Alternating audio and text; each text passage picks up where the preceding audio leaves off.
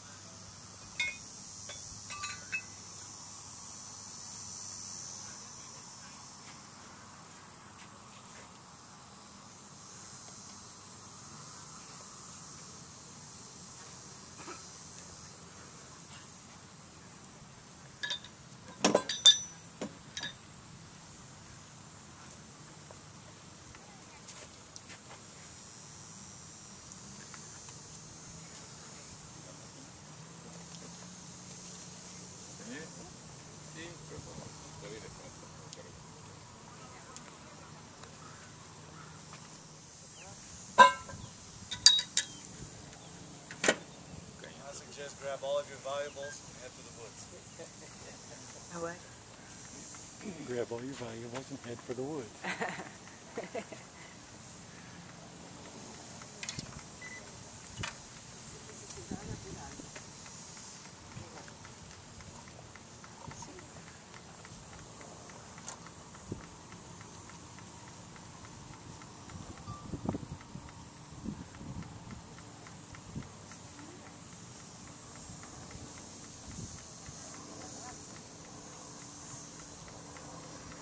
It's always fine with that powder. Yeah. Just make it couple. Castillo de San Marcos never fell in battle, but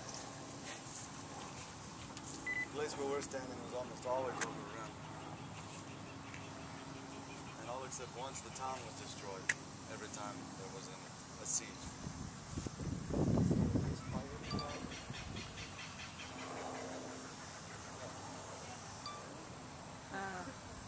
Keep the fire from the sun. Ladies and gentlemen, my name is Carlos Menendez, and one of my ancestors, also named Carlos Menendez, Don Carlos Menendez, was one of the founders of this city. He was second cousin to Don Pedro Menendez de Avila. And 447 years ago, last month, they came here and founded St. Augustine out in that field. They formed their city council, named the town, took oaths of government, and St. Augustine has existed as St. Augustine every day ever since. And the town's moved a couple of times. Those 8 shapes out on that field designate the original 8 Spanish buildings that were built by the Spanish between September 8, 1565 and May 18, 1566. They are directly over the original remains that are anywhere from 1 to 2 feet underground, covered in plastic and then earth. It's the only way to preserve them. Archaeologists from the University of Florida have been mapping out the first settlement for the last 30 years. The boathouse that has been built over here to recreate a 16th century vessel that was constructed here called the Aguila is built the same way that the rectangle-shaped structures would have been built, except that they would have had wooden or thatched walls, depending on their size. The round shapes designate structures that look like the structures in the Indian village, all recreated. The cannon we're about to fire is a replica of a type of cannon that was used here 447 years ago. This was not the only type of gun that was here. There were several types. These smaller cannons were meant to protect the really big guns. The big guns would fire a 24-pound cannonball at 15 degrees elevation from zero. From here to the drawbridge, with a muzzle velocity faster than the speed of sound. The cannonball would still be traveling almost 300 miles an hour when it reached the drawbridge. Very powerful guns, but you had to hit what you were aiming at, and they were very slow to load and fire. The smaller guns could be loaded and fired twice a minute because the barrel comes in two sections. The breech mug can be loaded with gunpowder. Because it removes from the back of the muzzle tube, one breech mug can be fired while the other breech mug is being loaded, which is impossible to do with a muzzle-loaded cannon. It's what gave this gun a high rate of fire. These guns were used to fire grape shot. That's like making the cannon into a large shotgun at incoming enemy infantry. Now today I'm only going to be firing gunpowder, but if we were firing a cannonball, this cannon has a range at 15 degrees elevation of about 2,150 feet. This would be able to clear the edge of the marsh to the river or shoot about halfway to the drawbridge. The distance from here to the old inlet entrance is 3/4 of a mile, so out of the range of this gun, but well within the range of the large gun.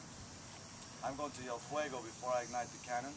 Give you plenty of time to grit your teeth. This isn't going to be loud enough to ring your ears. Of course, you're going to see me put on hearing protection. This is because we're doing this 5 times a day. Plus, I'm only a few feet from the gun. Which one? The good one. Which is stupid. We're lighting the cannon with the butt of fuego. This cord that you saw me light with the magnifying glass, it's been soaked in a solution of water and nitrate. The modern name of nitrate is potassium nitrate. It allows the cord to burn without going out. It provides a ready source of heat, as you'll soon see, hot enough to ignite the gunpowder without the danger of an open flame.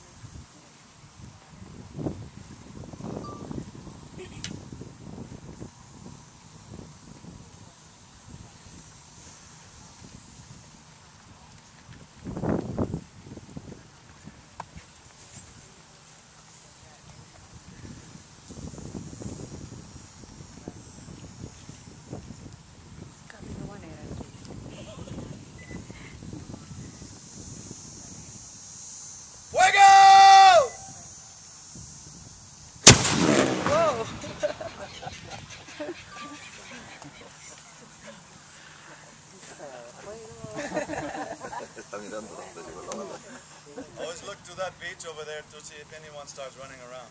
Right? It's an ongoing battle. Awesome. Glad you showed up. Awesome. Please enjoy the rest of your stay. Thank you very much. Very fine considering I didn't hit anything. If you have any questions about the 1st Solomon sight or the artillery, please feel free to stay and ask. Enjoy the rest of your stay.